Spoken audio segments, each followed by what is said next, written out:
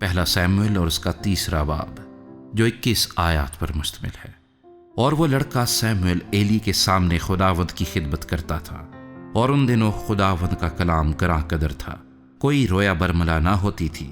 اور اس وقت ایسا ہوا کہ جب ایلی اپنی جگہ لیٹا تھا، اس کی آنکھیں دھندلانے لگی تھیں اور وہ دیکھ نہیں سکتا تھا، اور خدا کا چراغ اب تک بجھا نہیں تھا۔ اور سیموئیل خداوند کی ہیکل میں جہاں خدا کا صندوق تھا لیٹا ہوا تھا۔ تو خداوند نے سیموئیل کو پکارا، اس نے کہا میں حاضر ہوں۔ اور وہ دوڑ کر ایلی کے پاس گیا اور کہا تو نے مجھے پکارا سو میں حاضر ہوں۔ اس نے کہا میں نے نہیں پکارا، پھر لیٹ جا۔ سو وہ جا کر لیٹ گیا، اور خداوند نے پھر پکارا سیموئیل۔ سیموئیل اٹھ کر ایلی کے پاس گیا اور کہا تو نے مجھے پکارا سو میں حاضر ہوں۔ اس نے کہا اے میرے بیٹے، میں نے نہیں پکارا، پھر لیٹ جا۔ اور سیموئیل نے ہنوز خداوند کو نہیں پہچانا تھا، اور نہ خداوند کا کلام اس پر ظاہر ہوا تھا۔ پھر خداوند نے 3 دفعہ سیموئیل کو پکارا، اور وہ اٹھ کر ایلی کے پاس گیا اور کہا تو نے مجھے پکارا سو میں حاضر ہوں۔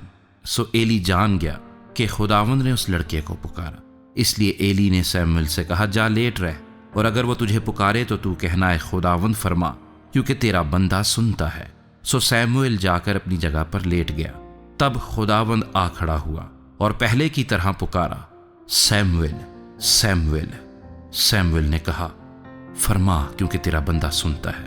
خداوند نے سیموئیل سے کہا دیکھ میں اسرائیل میں ایسا کام کرنے پر ہوں جس سے ہر سننے والے کے کان بھنا جائیں گے۔ اس دن میں ایلی پر سب کچھ جو میں نے اس کے گھرانے کے حق میں کہا ہے شروع سے آخر تک پورا کروں گا، کیونکہ میں اسے بتا چکا ہوں کہ میں اس بدکاری کے سبب سے جسے وہ جانتا ہے ہمیشہ کے لیے اس کے گھر کا فیصلہ کروں گا، کیونکہ اس کے بیٹوں نے اپنے اوپر لعنت بلائی اور اس نے ان کو نہ روکا۔ اسی لیے ایلی کے گھرانے کی بابت میں نے قسم کھائی کہ ایلی کے گھرانے کی بدکاری نہ تو کبھی کسی ذبیحے سے صاف ہوگی نہ ہدیے سے۔ اور سیموئیل صبح تک لیٹا رہا۔